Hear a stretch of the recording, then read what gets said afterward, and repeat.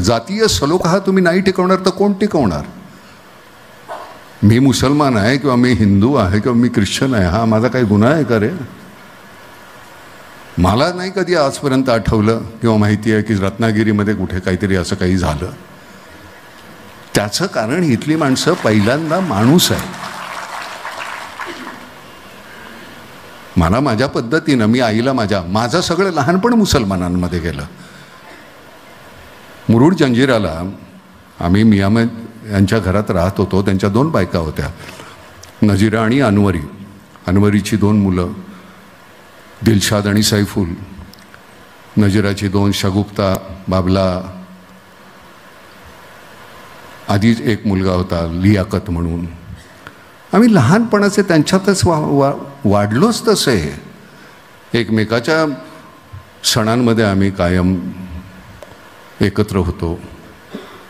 कधी माहिती नाही, त्यावेळी ताबूतमध्ये पण नाचवायचं ना, ताबूत आमच्या तर मला माहिती नाही हा सण आहे तो त्यातला मातम आहे का आहे मला काही कळायचं नाही. आम्ही लहान होतो एकदम. मग तो लियाकत तो मोठे, पूर्वी ते असे बिस्किटाचे डबे मिळायचे ग्लुकोजच्या, ते पत्र्याचे, आणि ते घेऊन आधी ढाकूमकूम असं वाजवायचं आणि आम्ही नाचत बसायचो. सगळं 6वीपर्यंतचं आयुष्य गेलं माझं तसं मुसलमानांमध्ये. आईला एक दिवस मी विचारलं होतं की आपल्या आणि मुसलमानात काय फरक आहे, त्यांना मुसलमान का म्हणतात, आपण हिंदू कसं? ते म्हणले काय नाही, दोघांची नमस्कार करण्याची पद्धत फक्त वेगळी आहे. आपण असे करतो ते असे करतात. अजून काय संस्कार लागतात तुम्हाला? काही गरज लागत नाही.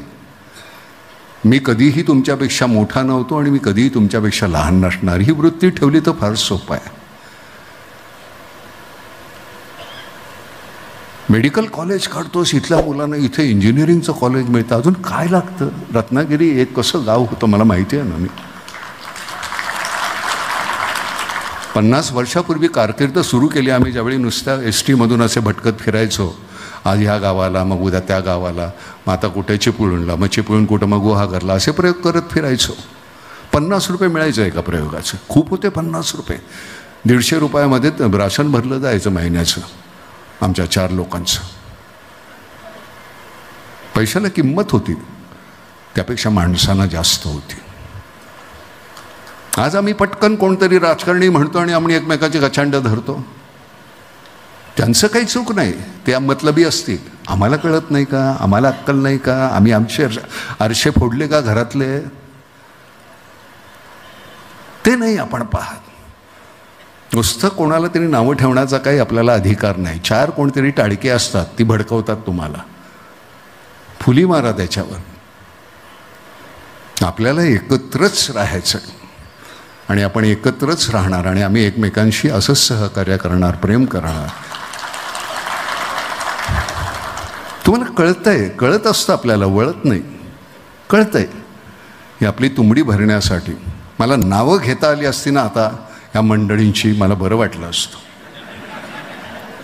तुम्हाला खरं सांगतो, असं आईच्या भाषेमध्ये मी माझ्या, कसं करता काय तुमच्या तुंबड्या भरण्याचे? कोण काय तुम्ही निवडून येण्यासाठी कुठली अर्वाच्य भाषा, कुठलं काय पद्धतीनं बोलता? यशवंतराव चव्हाण गेले, लाखभर सुद्धा पैसे त्यांच्या अकाउंटवर, हजारामध्ये सुद्धा पैसे नव्हते. कलाम साहेब गेले, काही नाही, 2 सूट होते. आपल्या समोर एवढी आदर्शता, फक्त नेमकं एकच आहे, आम्ही कुठल्या आदर्श समोर ठेवायचे.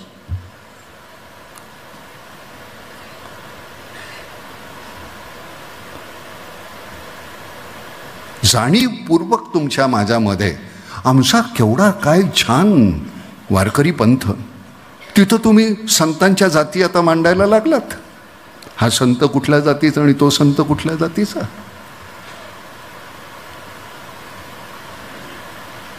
वारकरी पंथाने सगळ्यांना एकत्र सामावून घेतलेलं आपल्यामध्ये.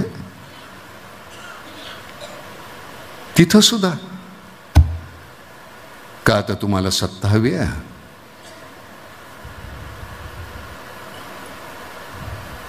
गाजवणार कोणावर? आमच्यावर ना. पूर्ण काही अक्कल गहाण ठेवलेली नाही आहे आम्ही सुद्धा.